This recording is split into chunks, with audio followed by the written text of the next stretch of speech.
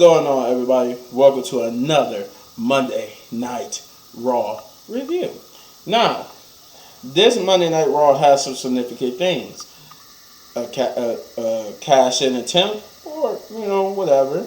I don't know if it had a return.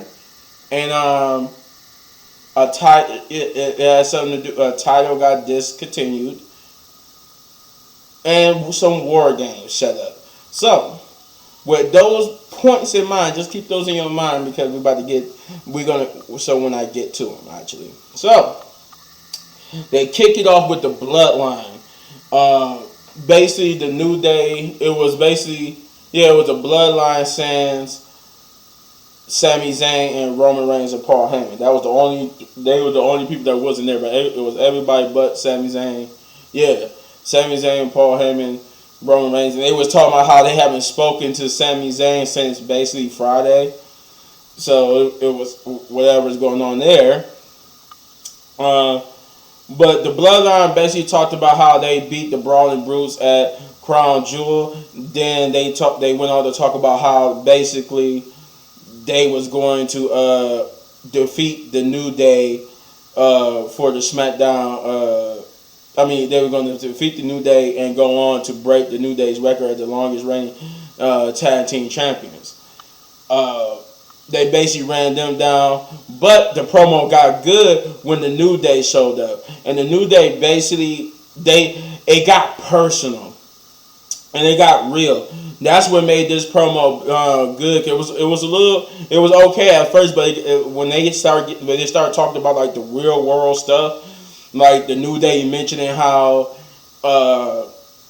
because they talked about the Bloodline or the Usos basically told New Day they don't know nothing about pressure or the pressure they're under because of the greatness of their family. And the New Day said, don't talk about pressure to us. You guys have handled everything. You guys got tryouts because of who your family is, who your uncles and your cousins and your fathers are. He said, you don't know nothing about pressure. Pressure is waiting back in catering, not knowing you're going to get fired. Pressure is being handed. They mentioned how they're being handed the gimmick of being upbeating preacher characters. Like, remember when the New Day first started, they was supposed to be like basically positive preaching preachers and stuff like that, and they mentioned how they was given that gimmick and was meant to fail and succeeded and got succeeded even when getting booed.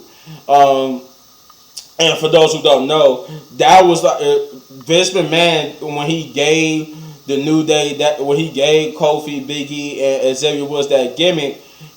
That's what they talk. That's when they mean when they say, "Oh, we was given this and it was expected to fail." I think it was said that Vince McMahon didn't even think that the New Day or I keep saying the New Day, Kofi, Xavier, and Big E could pull that off. They didn't think they could pull that gimmick off. He thought it was going to fail, and they actually went out and against all odds made it succeed. So that's what they was getting at. How they was given a gimmick that they was meant to fail with, and they succeeded and went on to become one of the most influential tag teams in WWE. And it was just like it was getting real with the like the new even it was like you saw this level of respect between the Usos and the New Day, because the New Day, like the Usos, they gave New Day their props. Like they were saying how they is one of the influential tag teams, because they respect everything they did and accomplished with the New Day gimmick and all that type of stuff.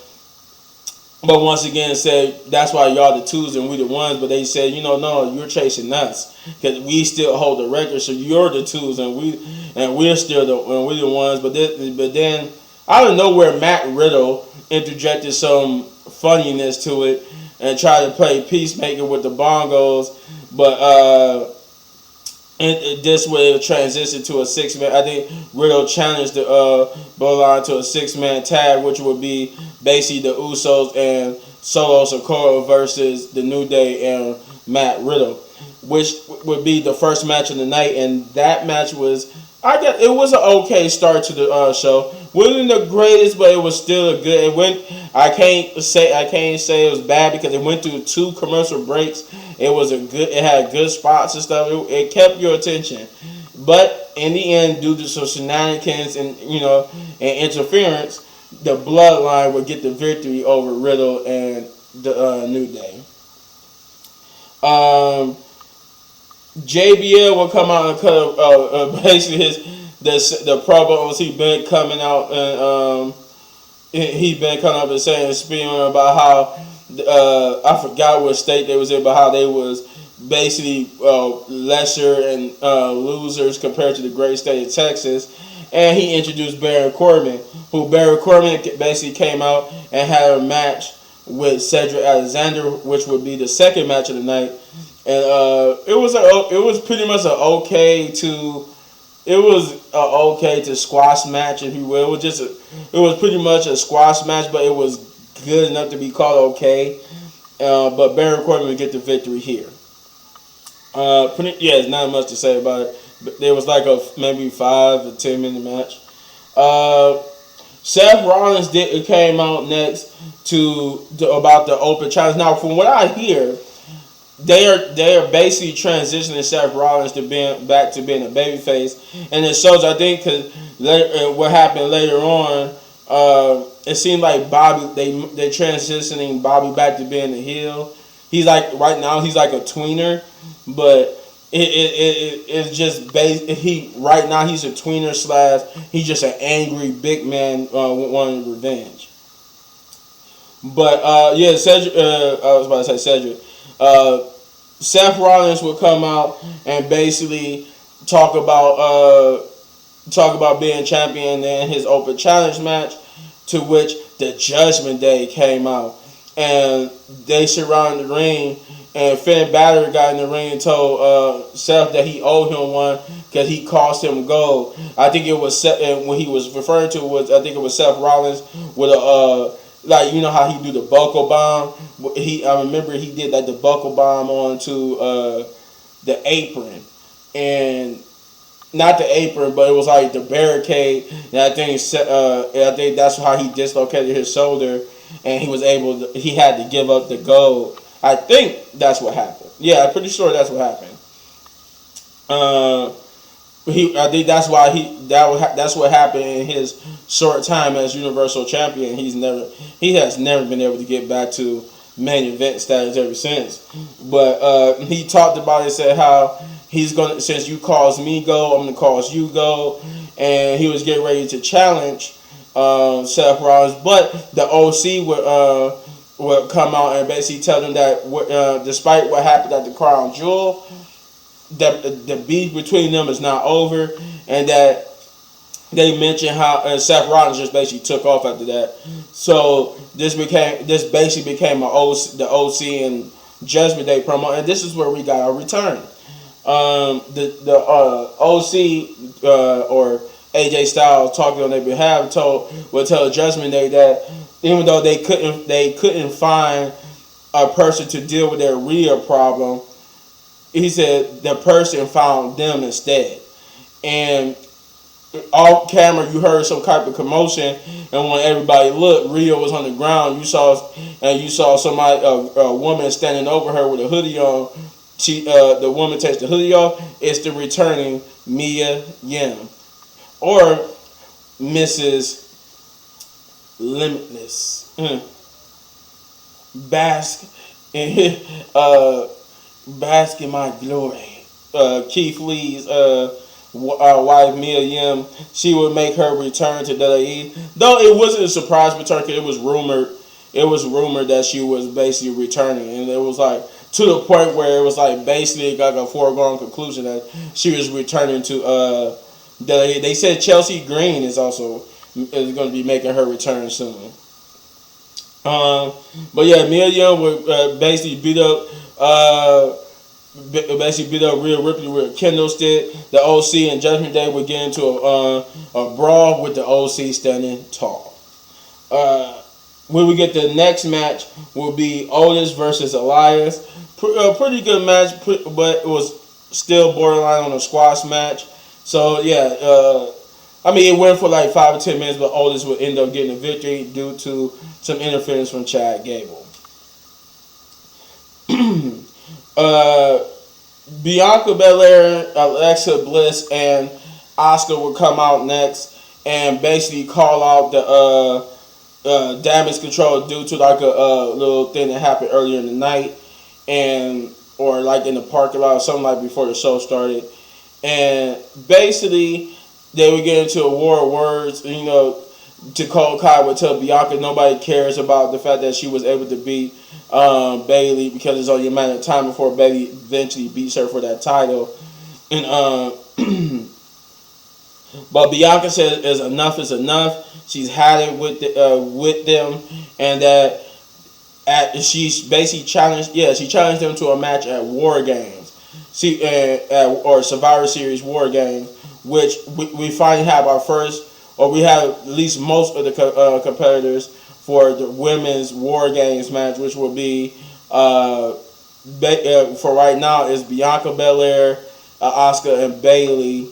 Bianca Belair, Asuka, and Alexa Bliss versus Damage Control, Bayley, Dakota Kai, and Io Sky. A brawl did break out between them. With I think Nikki would get involved too to help, but then they would fend them off for them to. I guess Nikki and Damage Control's got a thing going on. Next we got a match. We got Austin Theory versus Shelton Benjamin. And this is basically like this was a good. I guess you could say this was a good match too. It was a competitive one between the two, but but Austin Theory would get the victory here. But this is not the last we've seen of Austin Theory. Next we would get The Miz versus Johnny Gargano. But before the match, Johnny Gargano basically revealed that he kind of did, like, The Miz was telling the truth, that he kind of did like not make up everything, but he kind of did like plagiarize the situation because he was in hopes. He hoped that what he did last week would make The Miz tell the actual truth. But I think The Miz, I forgot, Miz also mentioned how when he said that Johnny Gargano basically was a fraud and everything he said was a lie. He said he met with because of everything that's happened though, it's coming up big for him because he's met a movie producer who was wanting to talk to him about a big movie. This plays back into what Johnny Gargano, when he was saying that The Miz was right about him basically being plagiarizing and basically using that tell-all last week just to scare The Miz into telling the truth, the real truth. But everything that Johnny Gargano said wasn't all a lie. Like he said that's really what's going on between The Miz and Dexter Lumis, is which The Miz basically tried to pay Dexter Lumis to attack him to make things better for The Miz, to get him more exposure.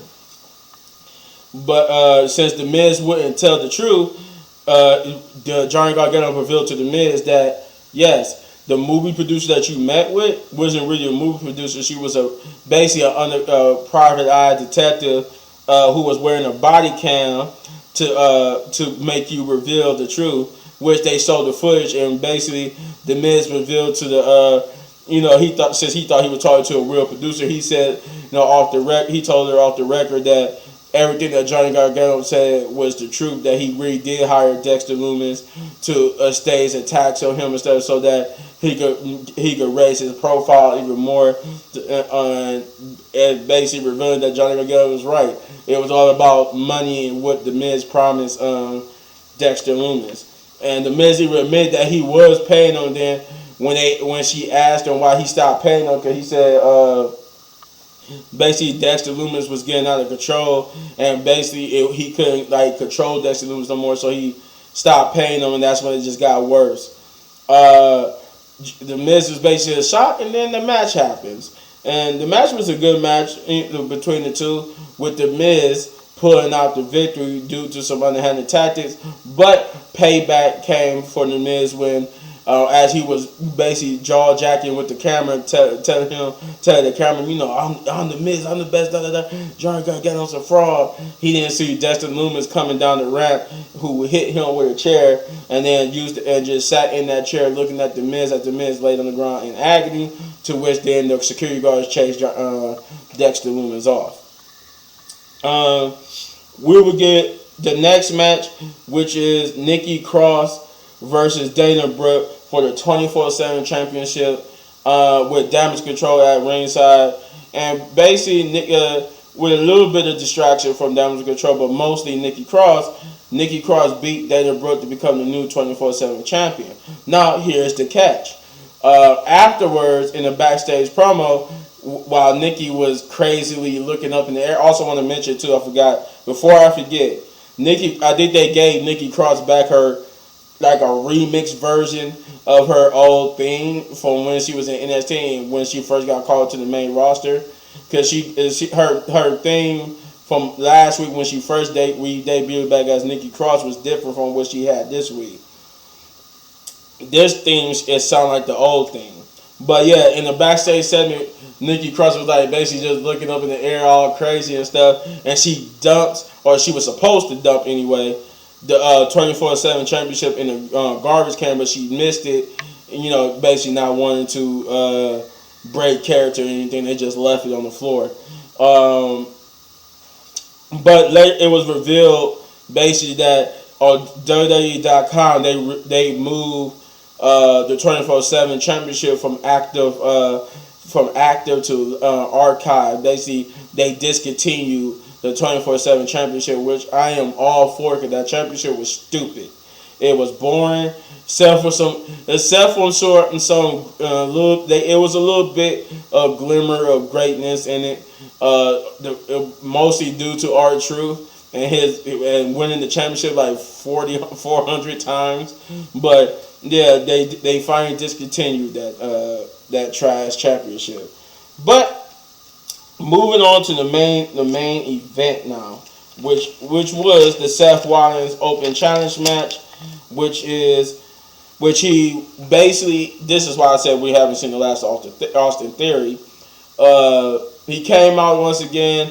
Said he talked about what happened earlier, how he had to get out of there because the ring was getting too crowded, and he seemed like that was none of his business. But down to business, they get this open challenge started, and then Mustafa Ali came up on the Titantron saying that he was going to be the one to answer the open challenge, but he would get yanked out of view, beat up. It was revealed Bobby Lashley was there. And he basically said Mustafa Ali is not going to challenge him. He's going to be the one to challenge Seth Rollins. And that there's two reasons why he's not United States champion. One, because of Brock Lesnar. That's why he said he beat Brock Lesnar's butt at Crown Jewel, and that's the only Brock Lesnar basically got lucky. And two, Seth Rollins. So he said he's going to come out and get his revenge, but in the middle of talking, Mustafa Ali tried to get some more beat down on Bobby Lashley, but Bobby Lashley would just beat him up a little bit and then toss him out of the field.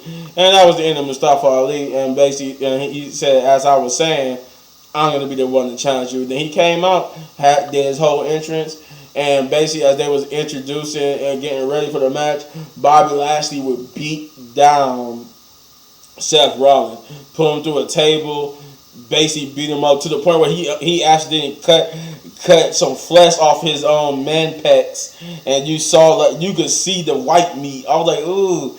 I was like, you're not in pain right now. You got this big old cut right here. But he went through with the segment and then left. But then this would bring out Austin Theory, who basically used the Money in the Bank briefcase to cash in on Seth Rollins, and it was a full-on cash in too. So the match ended up becoming the main event ended up becoming Seth Rollins versus Austin Theory for the United States Championship, and the match was going okay. It was a decent. It was a very good. I said decent. Actually, it was a very good main event. Went through 2 commercial breaks. They had great spots, but the ending would come where Bobby Lashley would come back and basically pull the referee out when it looks like Austin Theory had the match won, and Austin Theory would yell at the referee got knocked. When he pulled the referee out, the referee basically just smacked his head on the ground and was down for a bit, and Bobby Lashley would get an earful from Austin Theory saying you ruined everything, you idiot, you messed things up, and he would pull Austin Theory out and just basically beat the hell out of Austin Theory and put him in the hurt lock. And throw him back into the ring. No, he left him outside the ring, and then Bobby Lashley left, and he was about to get counted out by the referee, but Austin Theory beat the count only to get curb stomped by Seth Rollins, and Seth Rollins retained the title. I was not expecting that. I was not expecting that, Austin Theory would cash in. It was like, that was stupid. Who cashes in on the mid-card title? Like, it was always, like, he was always supposed to go for the main title. And it was just, I guess, from what I hear, this was just a way to rebuild Austin Theory up to, without the briefcase, to make him more credible as a world champion. I heard this is not like to further bury Austin Theory. This was just to make him, to rebuild him back up again. Which was kind of what pisses me off in a way. It does piss me off because I'm like, why? So why? I understand, that was Vince McMahon and this is Triple H. I'm like, but it's just like, Jesus, you gave Austin Theory. It's like, so this was a year where the only successful cash in was the women's, and the men's did not successfully cash in. It was like, I guess we was due for another one, but Jesus Christ. I don't know. I wish they would have just put it on somebody else so we could have actually got somebody that's successfully cashing in. Maybe not a Roman, but whoever beats Roman at WrestleMania, because it's basically guaranteed at this point that Roman is losing at WrestleMania. But I'm going to give this episode of Monday Night Raw a 7 out of 10 big ups because it was a good episode. I enjoyed it. But you let me know in the comments down below what you thought of it, and if you enjoyed this review, you hit this button right there in the upper right corner for all of my WWE reviews. And if you enjoyed this review so much you want to support the channel, you know what to do, guys. Hit those buttons. And as always, hit any one of these videos for more of my amazing content, but don't go anywhere because I got more coming for you. And Saturday, I'm hoping for Saturday that I want to start finally get the upload and play Gotham Knights. So, peace out.